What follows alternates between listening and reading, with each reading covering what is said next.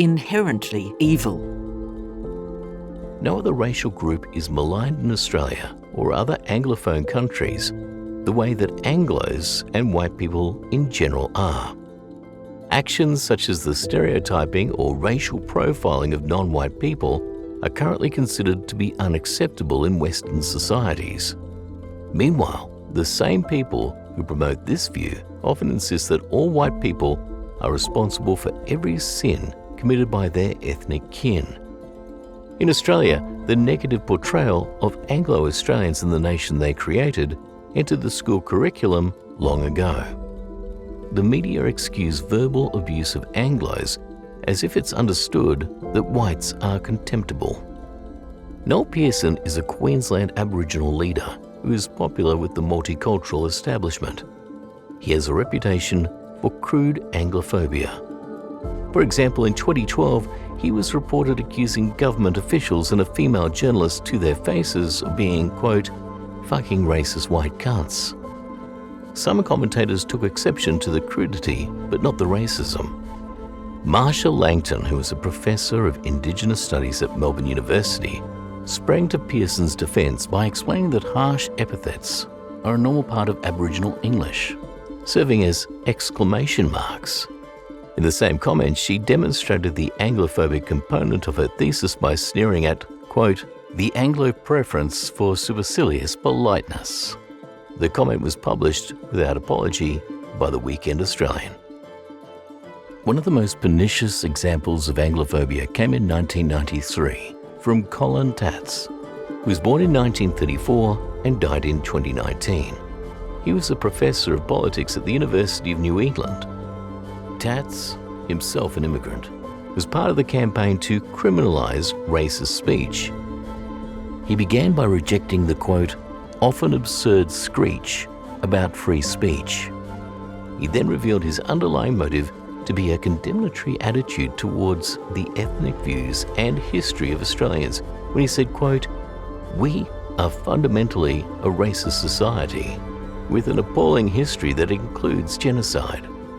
We are not wholly convinced about the rhetoric of rights, equality, distributive justice, and fairness.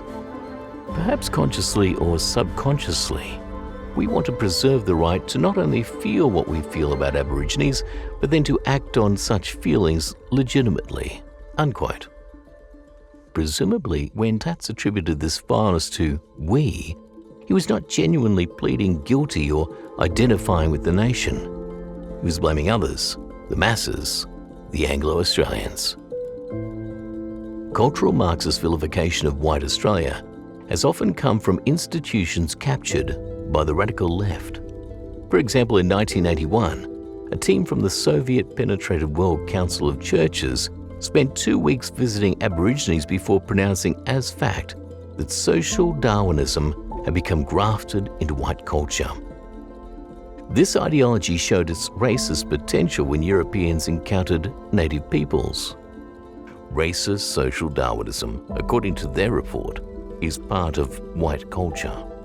This Anglophobia was sponsored by the Australian Council of Churches, which was networked with the leadership of Australian Protestant denominations. Marxist dogma concerning social Darwinism has become a staple of anti-white vilification and is generally fallacious or overstated.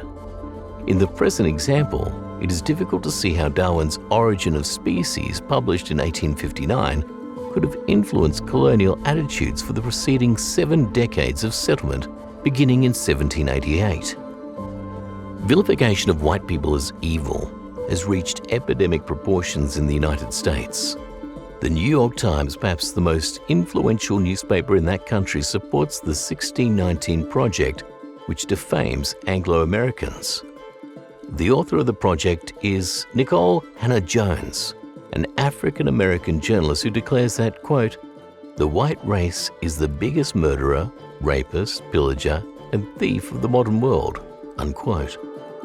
Her reference was not simply to the white people who settled America in the 17th and 18th centuries.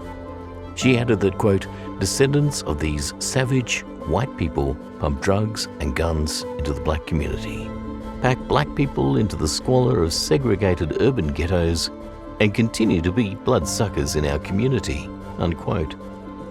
Hannah Jones received the coveted Pulitzer Prize for journalism.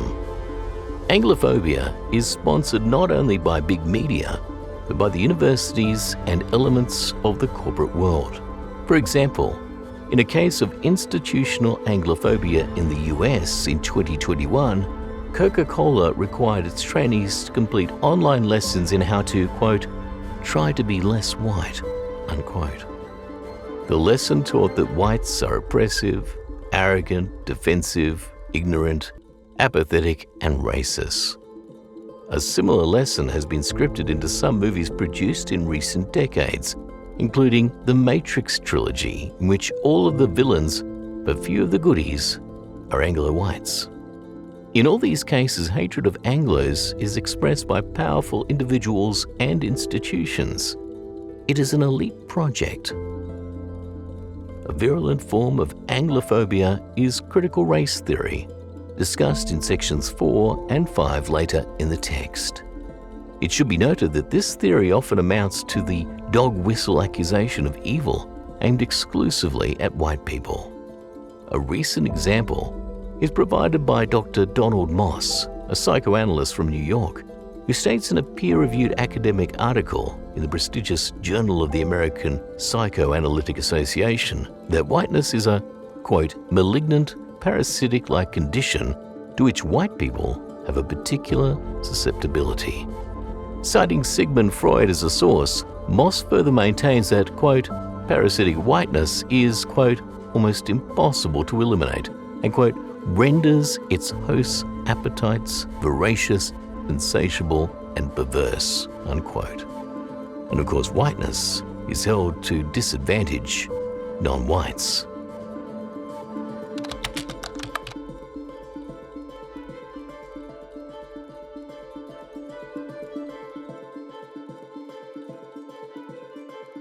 This video has been proudly produced by the British Australian community.